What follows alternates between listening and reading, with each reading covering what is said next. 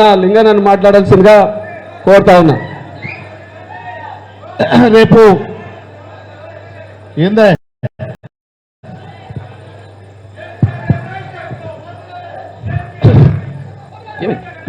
మీరు కూర్చోవాలంటే అడ్డం ఉన్నారు, మీరు అడ్డం ఉన్న వాళ్ళు కూర్చోవాలి, పక్క జరగమంటారు వాళ్ళు, మీరు అడ్డం అయితే పక్క ఇవ్వండి. రేపు ఏప్రిల్ 13వ తారీఖు జరిగేటువంటి పార్లమెంట్ ఎన్నికల్లో మన బీఆర్ఎస్ పార్టీ బలపరిచి మే 11 సారీ సార్ మే 11న జరిగేటువంటి ఎన్నికల్లో మన అభ్యర్థి కంచర్ల కృష్ణారెడ్డి గారిని కారు గుర్తుకు ఓటేసి గెలిపించుకునేటువంటి ఈ పార్లమెంటరీ సన్నాహక సమావేశానికి బీఆర్ఎస్ పార్టీ అధ్యక్షత వహించినటువంటి గౌరవనీయులు నల్గొండ బీఆర్ఎస్ పార్టీ అధ్యక్షులు మాజీ శాసనసభ్యులు పెద్దలు రవీంద్ర కుమార్ నాయక్ గారికి, ఈనాటి కార్యక్రమం ముఖ్య అతిథి మనందరి ప్రియతమ నాయకులు మన రాష్ట్ర కార్యనిర్వాహక అధ్యక్షులు మాజీ మంత్రివర్యులు గౌరవనీయులు తారక రామారావు గారికి, అలాగే మన ఉమ్మడి నల్గొండ జిల్లా అభివృద్ధి కోసం 10 సంవత్సరాలు అటు పార్టీని ప్రభుత్వ కార్యక్రమాలను ముందుకు తీసుకుపోయినటువంటి మన సూర్యాపేట ఎమ్మెల్యే మాజీ మంత్రివర్యులు గౌరవనీయులు గుంటకళ్ళ జయేశ్వరరెడ్డి గారికి, రేపటి ఎన్నికల్లో బ్రహ్మాండమైనటువంటి మెజార్టీతో గెలవబోతున్నటువంటి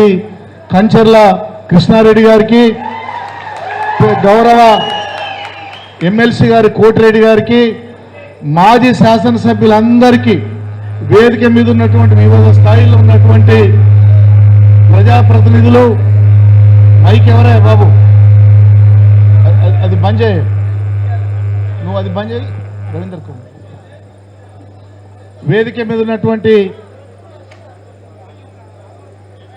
ఈ 7 నియోజకవర్గాలకు చెందినటువంటి మన బీఆర్ఎస్ పార్టీ నాయకులకు, పార్టీ ప్రతినిధులకు, అన్ని స్థాయిలో వచ్చినటువంటి నాయకులకు, పత్రికా విలేకరులకు అందరికీ కూడా బీఆర్ఎస్ పార్టీ తరఫున మీ అందరికీ ప్రత్యేక నమస్కారం తెలియజేస్తూ ఉన్నాను. చాలా సంతోషం.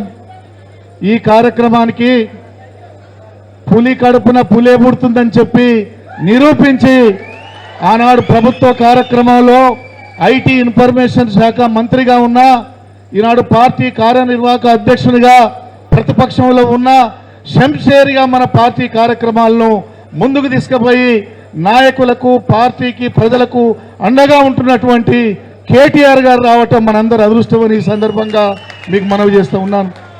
మరి అదే కాదు, మనందరం ఆలోచన చేయాలి.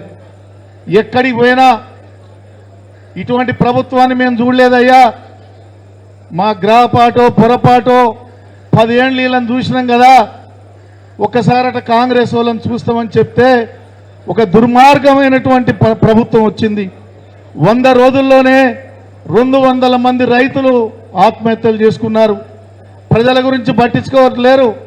ఈ ముఖ్యమంత్రి గారు లేస్తే Delhi to Hyderabad, Hyderabad to Delhi special fight వేసుకొని తిరుగుతుంది తప్ప ప్రజలను, రైతులను, కరువును పట్టించుకుంటూ పోలే. ఇంకా పట్టించుకోపోగా ఏమంటాడు, మేము ఇంతవరకు నా 35 సంవత్సరాల రాజకీయ జీవితంలో ఇటువంటి దుర్మార్గమైన ముఖ్యమంత్రిని నేను చూడలేదని ఈ సందర్భంగా మీకు మనవి చేస్తున్నాం. ప్రజల సమస్యలు పట్టవు.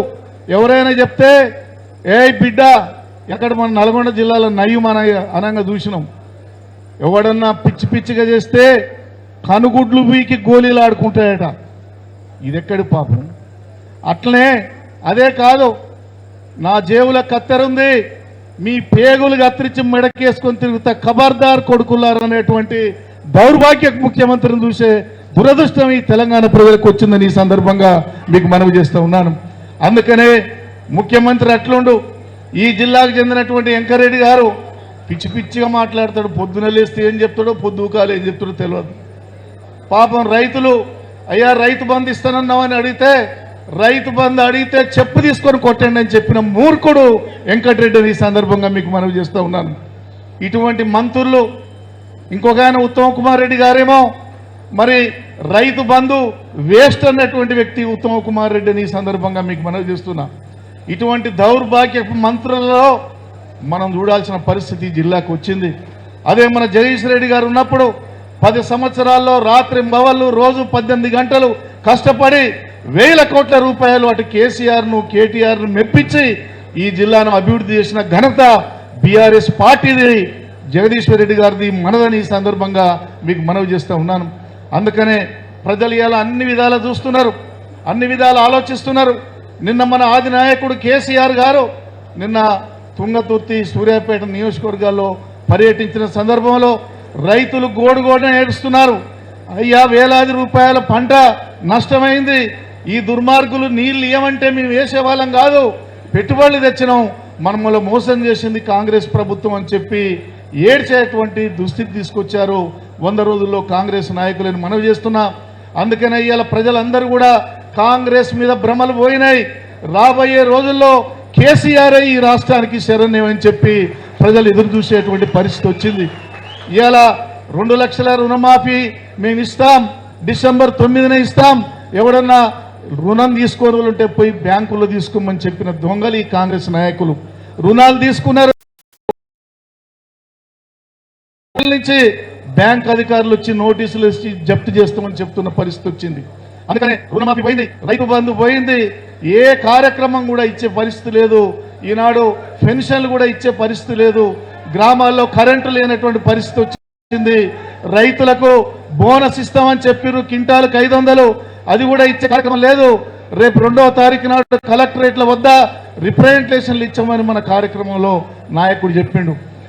మీ అందరికీ నేను మనవి చేస్తున్నా, ఇటువంటి దుర్మార్గ ప్రభుత్వాన్ని మనం తొలగిస్తే తప్ప ప్రజలకు మేలు జరగదని మీకు ఈ సందర్భంగా మనవి చేస్తున్నా. నా సొంతంగా 2 విషయాలు చెప్పాలమ్మా. కార్యనిర్వాహక అధ్యక్షుడు గారు, బీఆర్ఎస్ పార్టీ పుణ్యాన కేసీఆర్ దయ వల్ల నాకు రాజ్యసభ ఇచ్చారు. మీరు పేద వర్గాలకు, బలహీన వర్గాలకు ఈ జిల్లాలో స్వతంత్రం వచ్చినాక మా జాతికి ఎవరు ఇవ్వలేదు, కేసీఆర్ ఇచ్చిండు, బీఆర్ఎస్ పార్టీ ఇచ్చింది. అందుకనే మేము ఈ 6 సంవత్సరాల్లో అటు పార్టీగా ప్రభుత్వంలో పనిచేసే అవకాశం కల్పించినారు. దానికి మేమంతా మీకు రుణపడి ఉంటామని చెప్పి సందర్భంగా మనవి చేస్తూ, రేపు 2వ తారీఖే నాది చివరి ప్రోటోకాల్ కాబట్టి అధ్యక్షుల వారికి చెప్తున్నాం. మీ అందరికి కూడా నాకు సహకరించిన మీ అందరికీ ప్రత్యేక ధన్యవాదాలు. మళ్ళా మన ప్రభుత్వం వస్తుంది, మనందరికీ గౌరవం దక్కుదని ఈ సందర్భంగా మీకు మనవి చేస్తూ ఉన్నాను. అందుకనే మనం అందరం కూడా ఏ కార్యక్రమం ఇచ్చినా పార్టీ ముందుకు తీసుకుపోవాలి. ఇలా బ్రహ్మాండమైన నాయకత్వం మనకుంది. నేను జిల్లా పార్టీ అధ్యక్షునిగా కూడా నేను మనవి చేస్తూ ఉన్నాను. ప్రతి నియోజకవర్గంలో 60-70 వేల సభ్యత్వం ఉంది. బలమైన గ్రామ శాఖలు ఉన్నాయి, మండల శాఖలు ఉన్నాయి, బూత్ కమిటీలు ఉన్నాయి, సర్పంచులన్నీ మనమే, ఎంపీటీసీలన్నీ మనమే, ఎంపీపీ జడ్పీటీసీలు మనమే, నిన్నటిదాకా మార్కెట్ చైర్మన్లు మనమే. అన్ని ప్రభుత్వ పార్టీ కార్యక్రమాలు బ్రహ్మాండంగా నడిపినాం, ప్రజల్లో ముందుకు పోయినాం. అందుకనే ఆ నమ్మకం మన మీద ఉంది ప్రజలకని ఈ సందర్భంగా మీకు మనవి చేస్తూ, సోదరుడు కృష్ణారెడ్డి గారు నిరాడంబరుడు, ఒక రైతు కుటుంబం నుంచి వచ్చినవాడు, పేదల పట్ల ఆలోచించే వ్యక్తి, చిన్న మచ్చలేనటువంటి నాయకుడు మన కంచర్ల కృష్ణారెడ్డి అని మీకు ఈ సందర్భంగా మనవి చేస్తున్నాం. అందుకనే ఈ కాంగ్రెస్ దొంగలకు బుద్ధి చెప్పాలా. ఈ 100 రోజుల్లో వీళ్ళు చేసిన దుర్మార్గాలు అయితేంది, ప్రజా వ్యతిరేక కార్యక్రమాలకు వాళ్ళకు బుద్ధి చెప్పాలంటే కంచర్ల కృష్ణారెడ్డి గారిని భారీ మెజారిటీ తోటి కారు గుర్తుని గెలిపియాలని ఈ సందర్భంగా మీకు మనవి చేస్తూ, రేపు అన్ని కార్యక్రమాలు ఇస్తాం. మేము ఏ కార్యక్రమం ఇచ్చినా ఈ 2 మాసాల్లో నిద్రపోకుండా పార్టీ జెండా భుజాన వేసుకొని మనం అందరం కూడా అన్ని గ్రామాల్లో, అన్ని మండలాల్లో, అన్ని కార్యక్రమాల్లో చురుగ్గా పాల్గొనాలని చెప్పి కోరుతూ, ఈ యొక్క మంచి కార్యక్రమానికి ఆహ్వానించినటువంటి పెద్దలకు బీఆర్ఎస్ పార్టీ పక్షాన, మా సూర్యాపేట జిల్లా బీఆర్ఎస్ పార్టీ పక్షాన రాజ్యసభ ఎంపీగా నేను ప్రత్యేక ధన్యవాదాలు తెలియజేస్తూ, ముఖ్యంగా కేటీఆర్ గారికి నేను ఒక మనవి చేస్తున్నాం. ఇవాళ అక్కడ కవితమ్మ గారిని అరెస్టు చేసి అనవసరంగా ఒక లేనిపోని ఒక కేసులో ఇరికించాలని చూడటం, కేసీఆర్ను మనోధైర్యాన్ని దెబ్బతీయాలని ఈ దుర్మార్గులు, కేంద్రంలో ఉన్నటువంటి బీజేపీ, ఇక్కడ ఉన్నటువంటి కాంగ్రెస్ దొంగలు ప్రయత్నం చేస్తున్నారు. రేపు కూడా కేటీఆర్ను కూడా ఏ రకంగా ఇబ్బందులు పెట్టాలని చూసేటువంటి పరిస్థితి ఈ రాష్ట్రంలో వస్తుంది. ఖబర్దార్ కాంగ్రెస్ నాయకులారా, పేద వర్గాలన్నీ కూడా కేసీఆర్ అంట ఉంటాయి, కేటీఆర్ అంట ఉంటాయి, బీఆర్ఎస్ పార్టీ అంట ఉంటాయి. మా పార్టీని 10 కాలాల పాటు పేద వర్గాలని కాపాడుకుంటాయని చెప్పి తెలియజేస్తూ మీరందరూ అప్రమత్తంగా ఉండాలి. ఎప్పుడు ఏ సమస్య తెచ్చినా, ఏ పార్టీ కార్యక్రమం ఇచ్చినా 10 ఏళ్ళు అధికారంలో ఉన్ననాడు ఎట్లా ఉన్నా నడిచింది. ప్రతిపక్షంలో బాధ్యతగా ఉండాలని చెప్పి తెలియజేస్తూ ముగిస్తున్నా. జై కేసీఆర్, జై బీఆర్ఎస్, జై తెలంగాణ.